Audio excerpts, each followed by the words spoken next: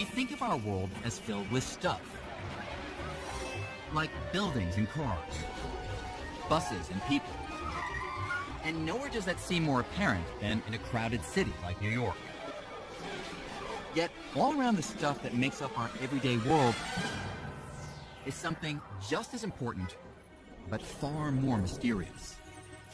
The space in which all this stuff exists.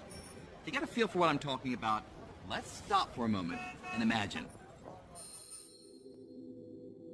What if you took all this stuff away? I mean all of it. The people,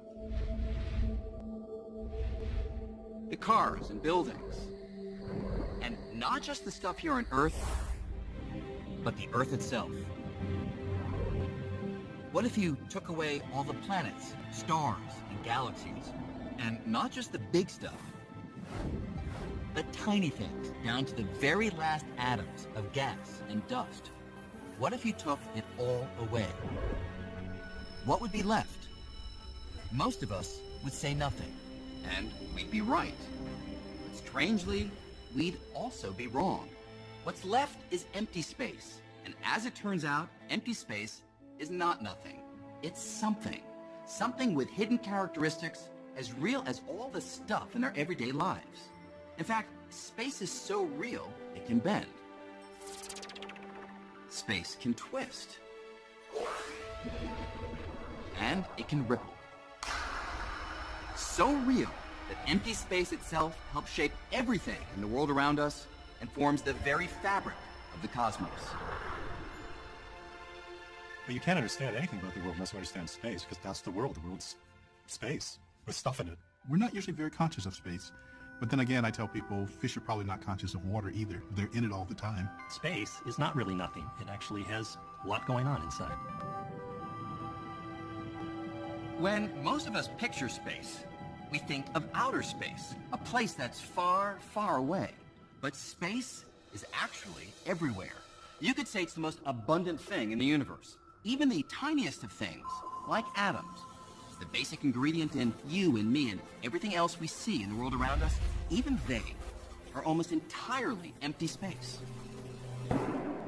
In fact, if you removed all the space inside all the atoms making up the stone, glass, and steel of the Empire State Building, you'd be left with a little lump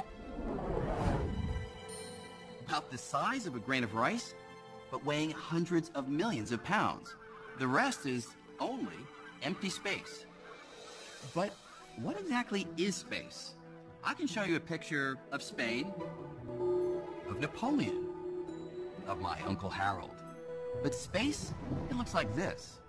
Nothing. So how do you make sense of something that looks like nothing? Why is there space rather than no space? Why is space three-dimensional? Why is space big? We have a lot of room to move around in. How come it's not tiny? We have no consensus about these things. What is space? We actually still don't really know. It is one of the deepest mysteries in physics. Fortunately, we're not completely in the dark. We've been gathering clues about space for centuries. Some of the earliest came from thinking about how objects move through space.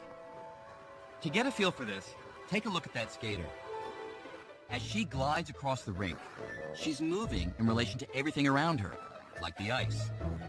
And when she goes into a spin, not only can she see that she's spinning, she can also feel it. Because as she spins, she feels her arms pulled outward. But now let's imagine that you could take away all the stuff around her, from the rink to the most distant galaxies. So the only thing left is the skater spinning in completely empty space. If the skater still feels her arms pulled outward, she'll know she's spinning. But if empty space is nothing, what is she spinning in relation to? Imagine you're that skater. When you look out, you don't see anything. It's just uniform, still blackness all around you.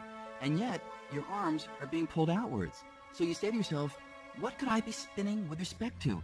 Is there something out there that I'm not seeing? Trying to answer questions like these, scientists came up with a bold new picture of space. And the key was to make something out of nothing.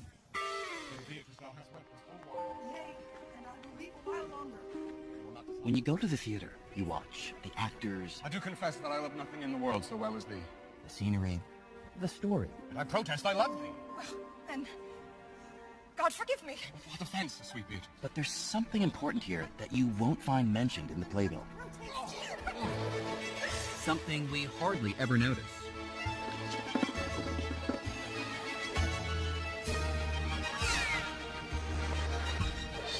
The stage. It's an absolutely vital part of the show, and yet most of us, we don't even give it a second thought. But Isaac Newton, he did. This is how the father of modern science pictured space, as an empty stage. To Newton, space was the framework for everything that happens in the cosmos, the arena within which the drama of the universe plays out. And Newton's stage was passive, absolute, eternal, and unchanging. The action couldn't affect the stage, and the stage couldn't affect the action. By picturing space in this way, Newton was able to describe the world as no one had ever done before. His unchanging stage allowed him to understand almost all motion we can see around us, yielding laws that can predict everything from the way apples fall from trees to the path the Earth takes around the sun. These laws work so well that we still use them for the things we do today, from launching satellites to landing airplanes. And the laws all hinge on one radical idea: space is real. Even though you can't see it or smell it or touch it, space is enough of a real physical thing to provide a benchmark for certain kinds of motion, like that skater. Newton would say that when she spins, her arms splay out because she is spinning with respect to something, and that something is space itself. Philosophers have been debating the nature of space for a very long time. What Newton does is change the terms of the debate. And with that, essentially modern science gets born. Newton's stage was a huge hit. It enjoyed the limelight for over 200 years. But in the early decades of the 20th century, a new set of ideas emerged that shook Newton's stage to its very foundation.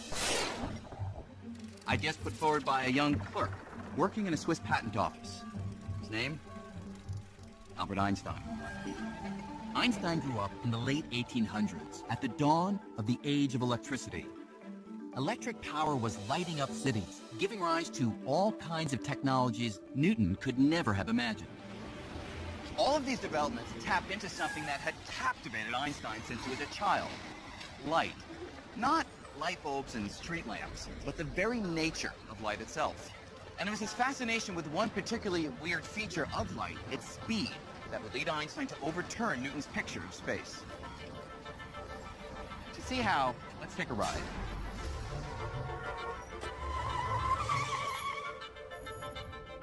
Right now we're traveling at about 20 miles per hour.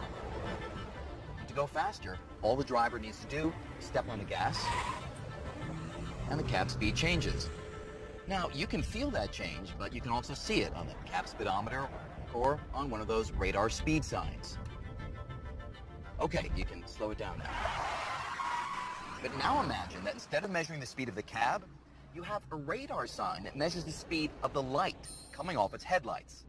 That sign would measure the light traveling at an astounding 671 million miles an hour.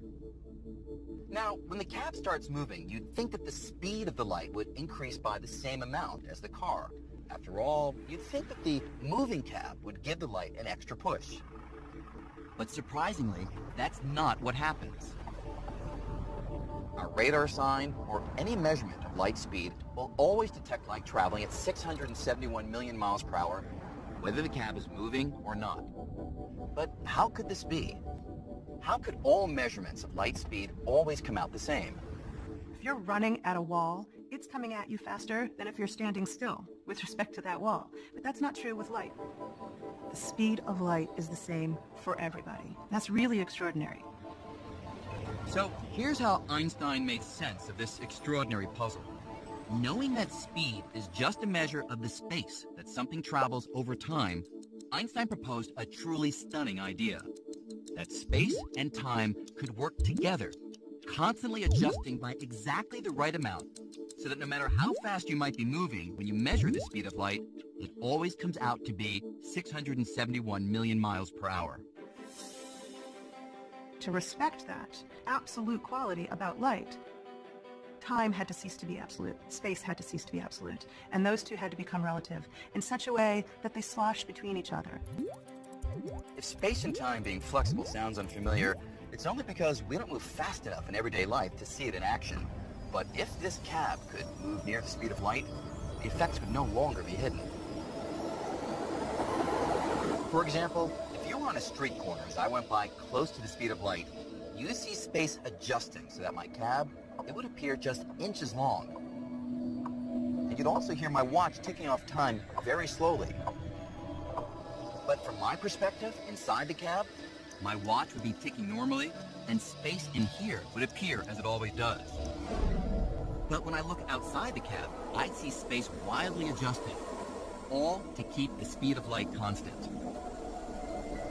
So with Einstein, time and space are no longer rigid and absolute.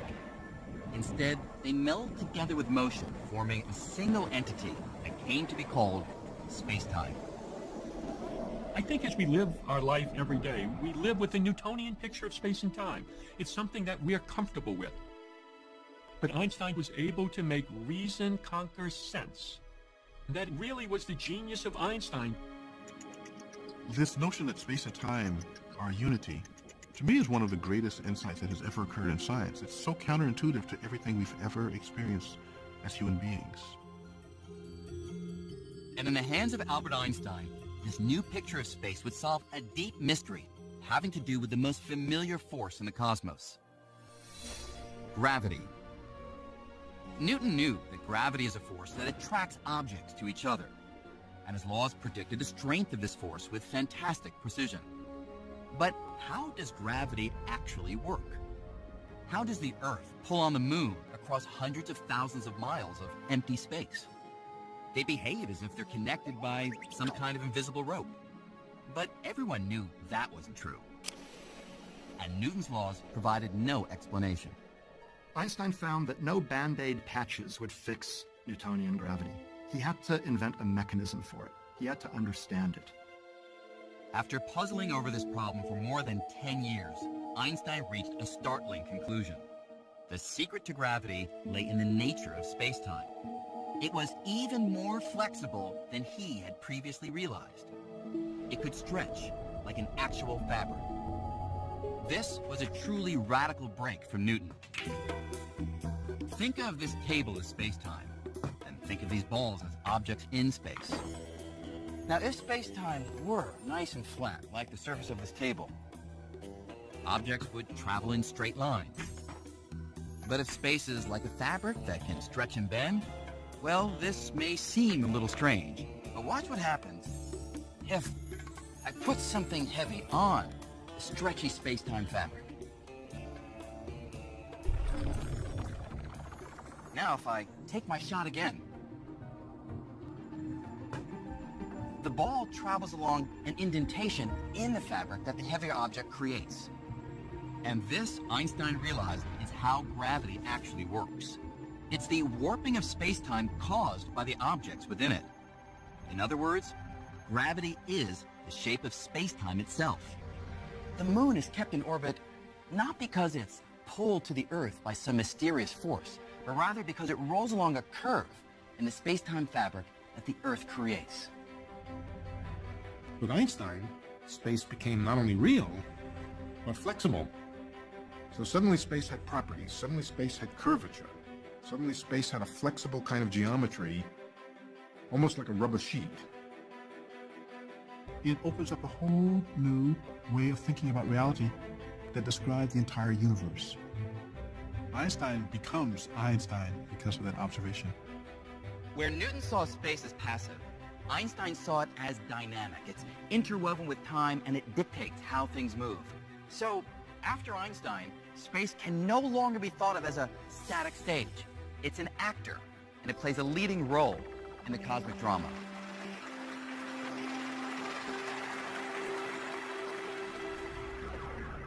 Now, it's one thing to think of space as dynamic, active, and flexible like a fabric. But is it really? Is this just a metaphor, or does it actually describe what space is? Well, Einstein's theory predicts that one way to find out would be to take a little journey to the edge of a black hole. Black holes are collapsed stars, massive objects crushed to a fraction of their original size. Gravity around them is so strong that according to Einstein's math, a spinning black hole can literally drag space along with it, twisting it like an actual piece of cloth. The nearest black hole is trillions of miles away, making it a challenge to test this prediction. But in the late 1950s, a physicist named Leonard Schiff began searching for a way to test Einstein's ideas about space much closer to home. Schiff was inspired by something we usually think of as a child's toy, a gyroscope. He thought that if space really twists, like a fabric, the gyroscope might allow him to detect it. It was a strange idea, and he chose a strange place to share it with the world. The faculty's swimming pool at Stanford. Here, in 1959, Schiff met with two colleagues, William Fairbank and Bob Cannon. He was excited about an ad he'd seen for a high-tech gyroscope. Though it looked different, it basically worked the same as the child's toy. Then and there, the three decided to launch a device like this into orbit around the Earth. Normally, a gyroscope's axis points in a fixed direction. But if Earth is actually dragging space, then the gyroscope's axis would be dragged along with it, shifting its orientation in a way that could be measured. It was a brilliantly simple plan. There was just one problem. Einstein's theories predict that the Earth's rotation twists space by only a tiny amount. An amount so small, it would be like trying to measure the height of a penny from 62 miles away. The team spent more than 2 years trying to figure out how to make such a precise measurement. They finally devised a plan to attach 4 freely floating gyroscopes to a telescope aimed at a distant star. If space twists, then over time, the gyroscopes would no longer point at the star since they'd get caught up in the swirl of space. And in 1962, they applied to NASA for a grant, requesting around $1 million for what would come to be called Gravity Probe B. Members of the team originally thought the project would take about 3 years. They were just a little optimistic. With an ever-growing team, Gravity Probe B became one of the longest-running experiments in history. Decade after decade was spent trying to realize the original vision, which meant launching a telescope into space and building gyroscopes that were among the smoothest objects ever created. The technology is just frightening. It was like the carrot on the front of the mule. It was like it was always 5 to 10 years away when we could do this. And it was 5 to 10 years away for about 35 years. Consuming more than 4 decades and $750 million, the project was nearly canceled by NASA 9 times. 10, 9. Finally, in April of 2004, the team gathered to witness the launch.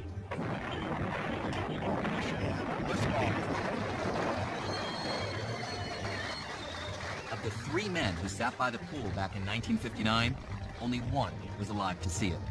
And there we were, watching. It's a terribly exciting moment in your life. Just a thrilling experience. It was flawless. 10,000 things did not go wrong.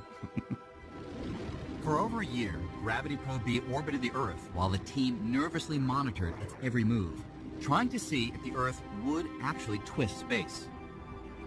Finally, the data began to trickle in, and there was a problem. The gyroscopes were experiencing a tiny, unexpected wobble, and to clean up the data would cost millions. With funds running out, it looked like nearly half a century of work was about to go down the drain. Then, at almost the last possible moment, 2 sources of additional funding emerged. The son of original team leader William Fairbank, who made a private donation, and Turki Al-Saad, a member of the Saudi royal family with a degree in aeronautics from Stanford, who arranged for a large grant. Over the next 2 years, the problem with the data was solved, revealing that the axes of the gyroscope shifted by almost exactly the amount predicted by Einstein's equations. I think it's the first time that You can actually see Einstein's effect, his drift, with the naked eye.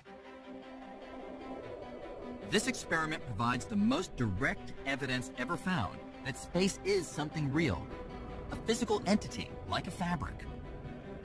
After all, if space were nothing, there would be nothing to twist.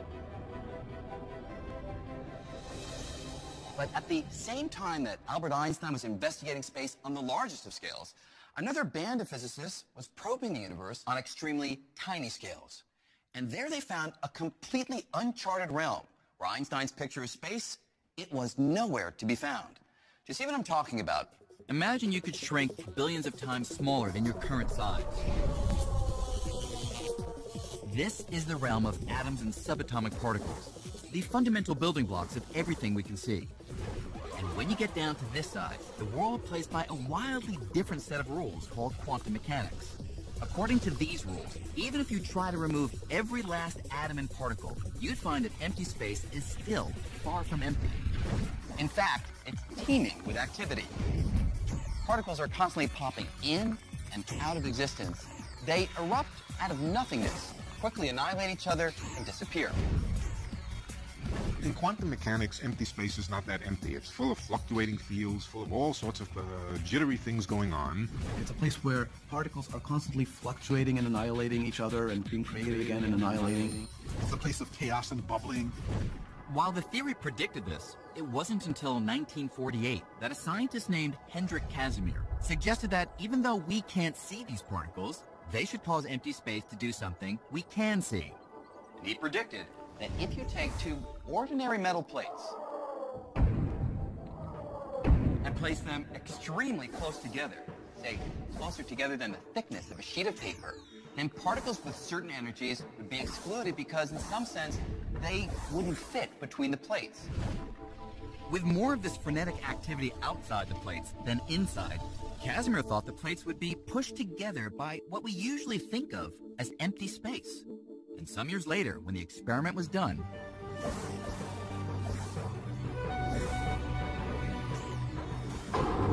Casimir was proven right. In empty space, the plates were pushed together. So on atomic scales, empty space is not empty. It's so flooded with activity that it can force objects to move. And today, the quest to understand space on the smallest scale is continuing with one of the most expensive science experiments in history.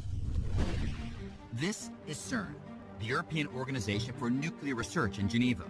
And here, buried a few hundred feet below the ground, is the Large Hadron Collider, the world's most powerful accelerator. With a price tag of about $10 billion, it accelerates subatomic particles to more than 99.99% of the speed of light and smashes them into each other. In the showers of debris produced by these collisions, scientists at places like this have discovered a whole zoo of strange and exotic particles. And right now, they are chasing one of the most elusive. A particle thought to be essential to shaping everything from the atoms in our bodies to the most distant stars. If this particle is found, it will redefine our picture of space and fulfill a quest begun more than 40 years ago.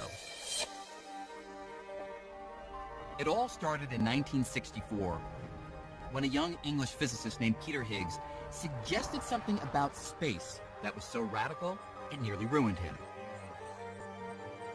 I was told that I was talking nonsense, that I couldn't be right. So they clearly hadn't understood what I was saying. Higgs and a few others were wrestling with a puzzle which comes down to this. The fundamental particles in the universe all contain different amounts of mass, which we usually think of as weight. Without mass, these particles would never combine to form the familiar atoms that make up all the stuff we see in the world around us. But what creates mass? And why do different particles have different masses? Try as they might, no one had been able to answer this perplexing question. Then, one weekend, after a walk outside Edinburgh, Higgs had a peculiar idea. Using mathematics, he imagined space in a new way, as something like an ocean. Particles are immersed in this ocean and gain mass as they move through it. To see how this works, think of a particle's mass like an actor's fame. And the Higgs ocean is like the paparazzi. Some particles, like unknown actors, pass through with ease. The paparazzi simply aren't interested in them. But other particles, like superstars, have to push and press. And the more those particles struggle to get through, the more they interact with the ocean, and the more mass they gain. Higgs was convinced he'd made a great discovery. But when he submitted his idea to a journal at CERN, it was rejected. Undaunted, Higgs honed his theory further, until he was offered the chance to present it at Einstein's old haunt, the Institute for Advanced Study in Princeton. There, he expected his new idea would meet some of its toughest critics.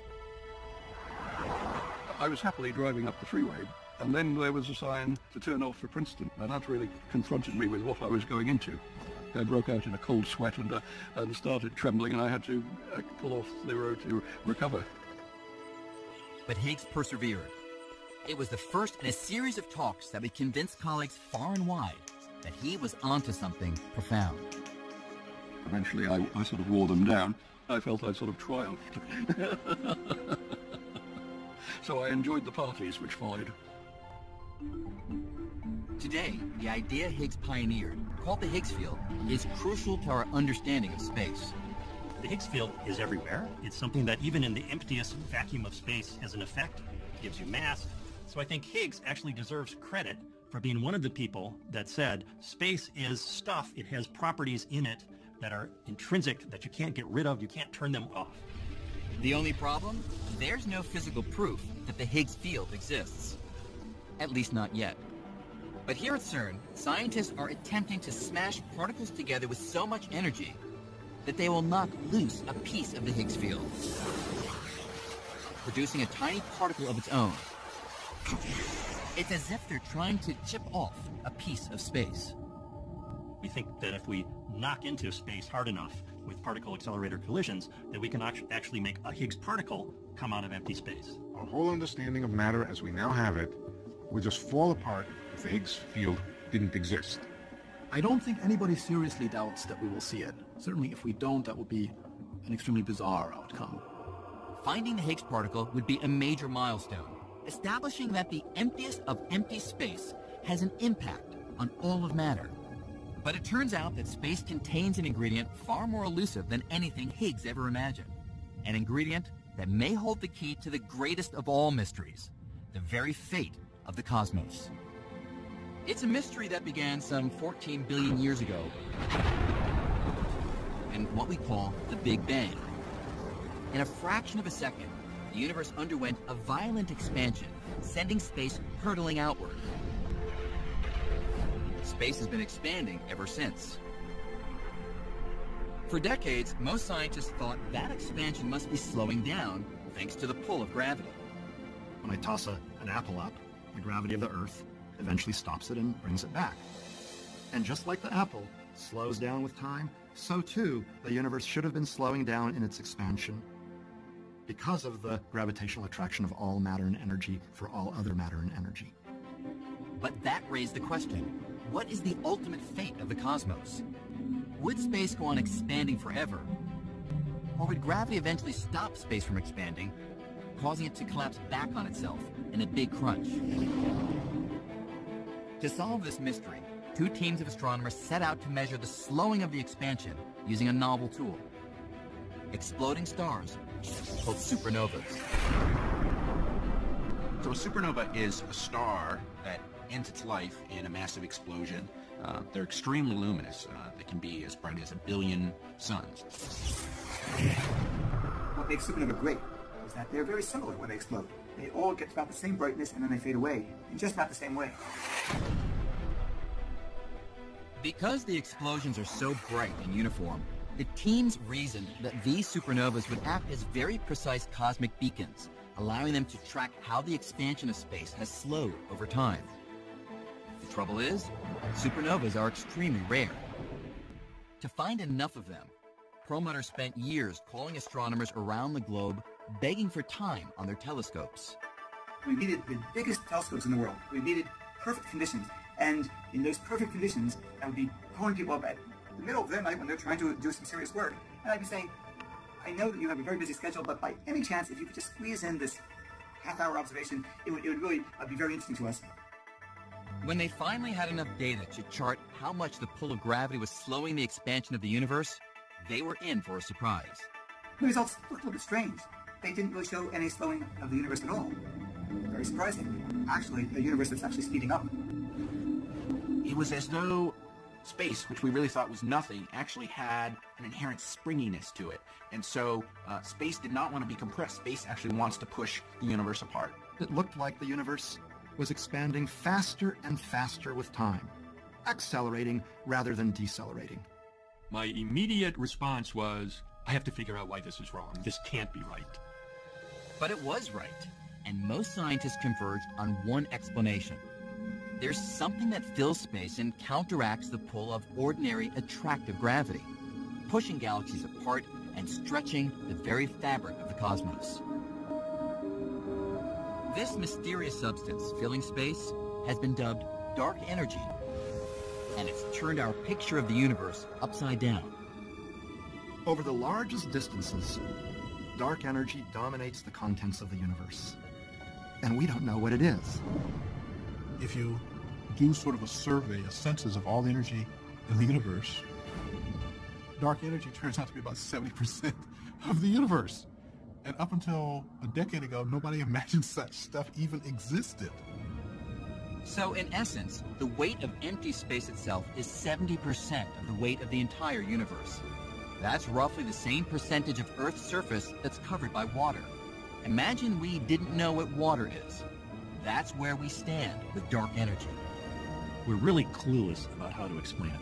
We have all of this fancy scientific apparatus of quantum mechanics and relativity and particle physics that we've developed in the last 100 years, and none of that works to explain dark energy. And the discovery of dark energy held another surprise. The idea that the universe contained such an ingredient had actually been cooked up 80 years earlier. I'll let you in on a little secret.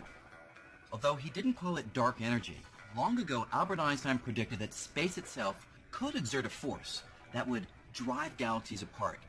You see, shortly after discovering his general theory of relativity, his theory of gravity, Einstein found that, according to the mathematics, the universe would either be expanding or contracting, but it couldn't hover at a fixed size. This was puzzling because before they knew about the Big Bang, most scientists, including Einstein, pictured the universe as static, eternal and unchanging. When Einstein's equations suggested an expanding or contracting universe, not the static universe everyone believed in, he had a problem. So Einstein went back to his equations and modified them to allow for a kind of anti-gravity that would infuse space with an outward push, counteracting the usual inward pull of gravity, allowing the universe to stand still. He called the modification the cosmological constant. Adding the cosmological constant rescued his equations. But the truth is, Einstein had no idea if this outward push or anti-gravity really existed. The introduction of the cosmological constant by Einstein was not a very elegant solution to try to find what he was looking for, a stationary universe. It achieves this effect of anti-gravity. It says that gravity sometimes can behave in such a way as not to pull things together, but to push things apart. Like the clash of two titans, the cosmological constant and the pull of ordinary matter could hold the universe in check and keep it static. But about a dozen years later, the astronomer Edwin Hubble discovered the universe is not static. It's expanding due to the explosive force of the Big Bang 14 billion years ago. That meant Einstein's original equations no longer had to be altered. And so suddenly, the need for a cosmological constant went right out the window.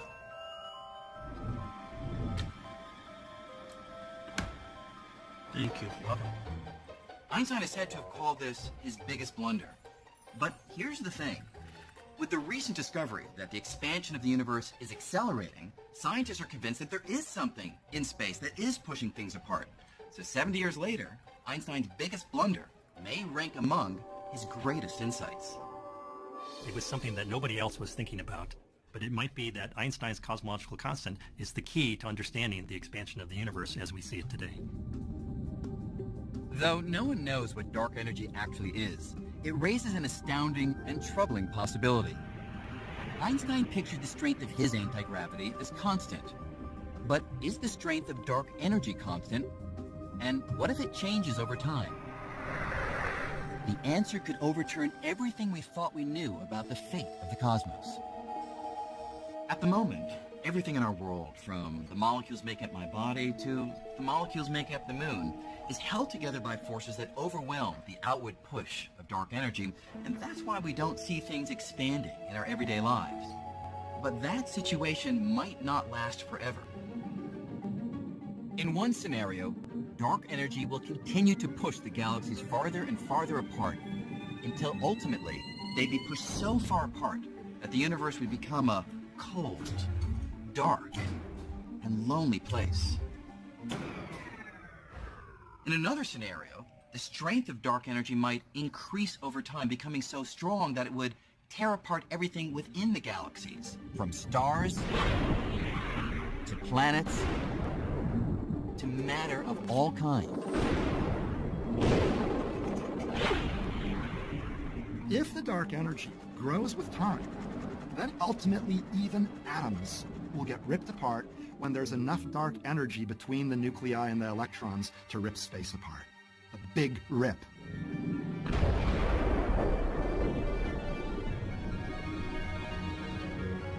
Our picture of space has gone through a remarkable transformation.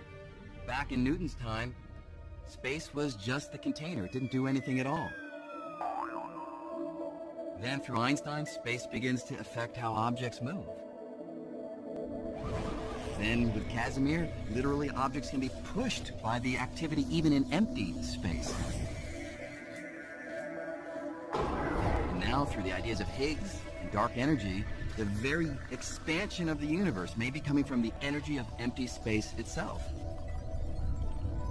I don't think anybody would have thought that space would have this kind of rich and profound impact on the nature of reality.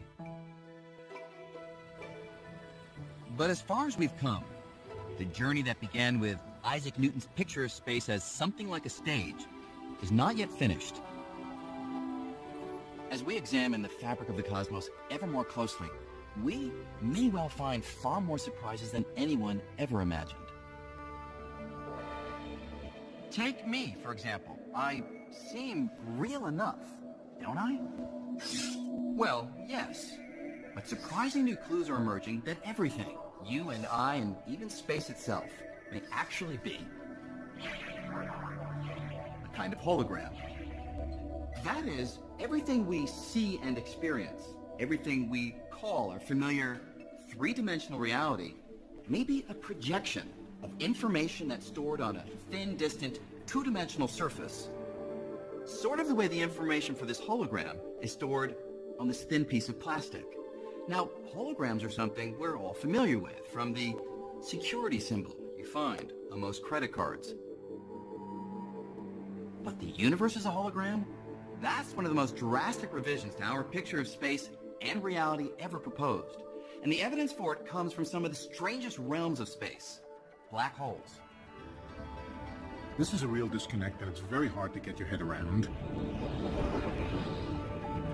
Modern ideas coming from black holes tell us that reality is two-dimensional, that the three-dimensional world, the full-bodied three-dimensional world, is a kind of image of a hologram on the boundary of the region of space. This is a very strange thing.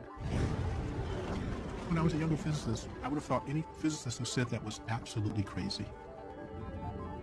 Here's a way to think about this. Imagine I took my wallet and threw it into a black hole. What would happen? We used to think that since nothing, not even light, can escape the immense gravity of a black hole, my wallet would be lost forever. But it now seems that may not be the whole story. Recently, scientists exploring the math describing black holes made a curious discovery. Even as my wallet disappears into the black hole, a copy of all the information it contains seems to get smeared out and stored on the surface of the black hole, in much the same way that information is stored in a computer. So, in the end, my wallet exists in two places. There's a three-dimensional version that's lost forever inside the black hole. and a two-dimensional version that remains on the surface as information. The information content of all the stuff that fell into that black hole can be expressed entirely in terms of just the outside of the black hole. The idea then is that you can capture what's going on inside the black hole by referring only to the outside. And in theory, I could use the information on the outside of the black hole to reconstruct my wallet. And here's the truly mind-blowing part. Space within a black hole plays by the same rules as space outside a black hole or anywhere else. So if an object inside a black hole can be described by information on the black hole surface, then it might be that everything in the universe, from galaxies and stars to you and me, even space itself, is just a projection of information stored on some distant two-dimensional surface that surrounds us. In other words, what we experience as reality may be something like a hologram. Is the three-dimensional world an illusion in the same sense that a hologram is an illusion? Perhaps. I'm inclined to think yes, that the three-dimensional world is a kind of illusion, and that the ultimate precise reality is the two-dimensional reality at the surface of the universe. This idea is so new that physicists are still struggling to understand it. But if it's right, just as Newton and Einstein completely changed our picture of space, we may be on the verge of an even more dramatic revolution. For something that's such a vital part of our everyday lives, space remains kind of like a familiar stranger. It's all around us, but we're still far from having unmasked its true identity. That may take 100 years, it may take 1,000 years, or it may happen tomorrow. But when we solve that mystery, we'll take a giant step toward fully understanding the fabric of the cosmos.